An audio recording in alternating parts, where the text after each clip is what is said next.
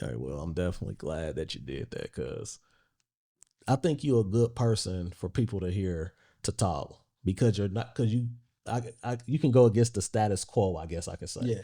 So like you're not, like I said, you're not afraid to go the opposite direction. You're not afraid to say that I feel like this is wrong. Like you said, why are we listening to these 10-year-olds, 11-year-olds that's smoking each other? And they really smoking each other. Right. It ain't like they write nursery rhymes. They ain't write making it real up. crimes. Right. So I do think that I call it balance. Yeah. You know, I think it's good to have a person like you. And I feel like sometimes it's good to have a person that's on the opposite end because oftentimes you can come together. It's always two sides to a coin. Right. A coin ain't one-sided, it's two-sided. So that's exactly what you're explaining, a two-sided coin. Yeah, come together and get some understanding about it. And as I speak, there's no hate in my heart. So that's what I want to make clear. I don't give a what you hear I say, your baby. Nigga, I ain't saying that out of hate. I ain't saying that out of anger. There's no resentment. I don't resent anything. That's a conviction. And sometimes I go overboard because I ain't got no script. Just sometimes I'm wrong. And I know how to say I'm wrong when I'm wrong. That's how I can connect with the people I done wrong. Me and Woody done talked again, so I done said, this baby. Oh, y'all talked? So y'all had a conversation? Yeah, we done had a real. Okay. And he said, nigga, I ain't got nothing to forgive you for.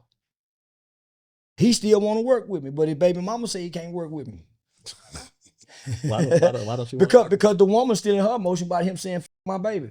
Oh, okay. Yeah. You know, the woman ain't never get out of her feeling talking about her baby. Yeah, so it's like, how can you work with that man after? Well, guess what? All of us done talked about a baby.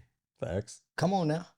The girls you don't like, you done talked about a baby. Little girl, yeah, so come on now, act like it. And if you gonna be honest about it, at some point in your life, you done said something about baby. Yeah, we done all said something crazy. Yeah. Do it make it right? No. But we done it. So come on now. How did you, because you know you're a comedian, you know, you said, like you said, you selling our shows. Yeah. When I first heard about you, I thought you was hilarious. I don't think you was trying to be hilarious. I wasn't. But it was back when you had the dreads. I used to cuss a motherfucker out if you went to pushing the laughing button. Who is that laughing? Because I used to be offended. Nigga, I ain't trying to be funny, nigga. And I really didn't respect the art of comedy. I ain't no kind of nigga to get on stage and try to make no nigga laugh. So I used to be insulted by a nigga laughing at what I'm saying. I still remember you was on stage and you swung the mic at somebody on stage. So you took that mic and it was like, mother. Yeah. So do you enjoy comedy more? I do.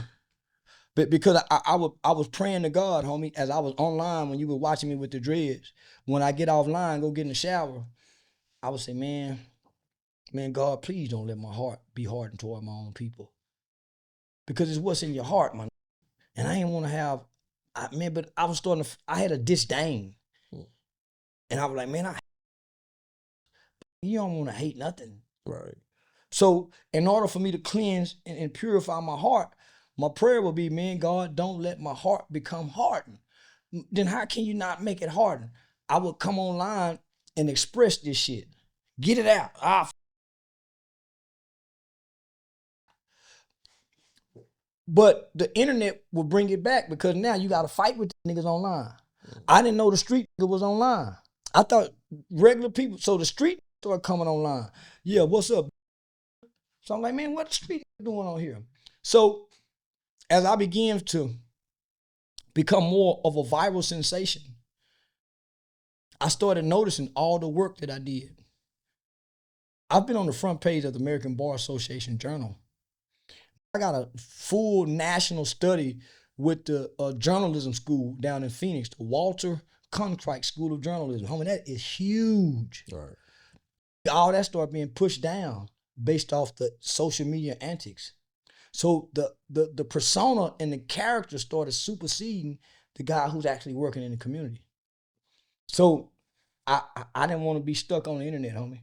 I seen too many men like Hassan Campbell, Bosco, all these guys, they were stuck on the internet and they had been there for years before I got there. Mm-hmm. I seen no evolution.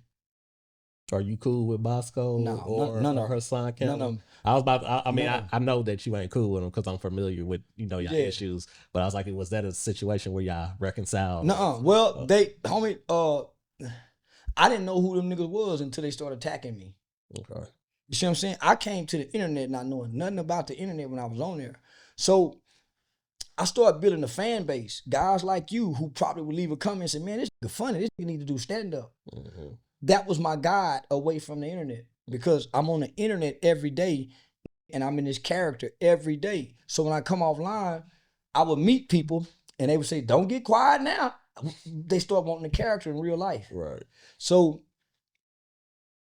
I said, I gotta find some kind of way to put a name to this character and take it outside the internet. I didn't have a name for it. You look like Cat Williams. You a snitch. And they would say Rat Williams. # Rat Williams. And it used to fuck me up. It used to kind of bother me. Nigga, I ain't don't look like no motherfucking Cat Williams. I'm way more handsome than that nigga. And I ain't no rat. But the name was catchy. So I took on the name Rat Williams because that's the name the internet gave me. So that was the first thing. They tried to use it against you and you flipped it on. Yeah. Uncle Ruckus. Look at your eye. You the real Uncle Ruckus. You know what, nigga? Uncle Charlie. Chicken shit Charlie. So that's how I became Unc. So now I got the name and I got the character. Well, where do I take it? Shit, nigga, we put them in movies on stage. Because the people are now saying, man, that need to be in a movie, man. Comedy. So I started listening to my audience. Mm-hmm. Once my audience kept saying that for about 9 months to a year, shit, nigga, I got to find a way to do comedy. So the internet algorithm guided me into becoming a comedian. You really seem to have figured that out. Like, I think it's something that's hard to crack, but some people can just figure it out. And I would definitely say that you definitely figured it out. Yeah. So I'm a fan of comedy, homie. I know all the greats. I've seen all the greats. And now it's just being able to mimic it, right? Learning the craft, understanding punchlines. So at first I got on stage and didn't know what to do. So I relied on my natural gift that y'all said I had, that I didn't know I had. So I thank y'all. I thank y'all. So I would rely on that natural gift. And so I met a gospel singer one time, an older gospel singer. And she said, because I would go out there and look at the people on the front row and be nervous and forget what I'm gonna say. So I would just look down on the ground. I wouldn't look up and try to make people laugh. But I was bringing the shit talking. Mm-hmm. I wasn't bringing the comedic. So I had to get away from the shit talking, offending. So, nah, homie, it was hard to navigate. But because I had y'all to tell me I was funny, I found my gift of being funny.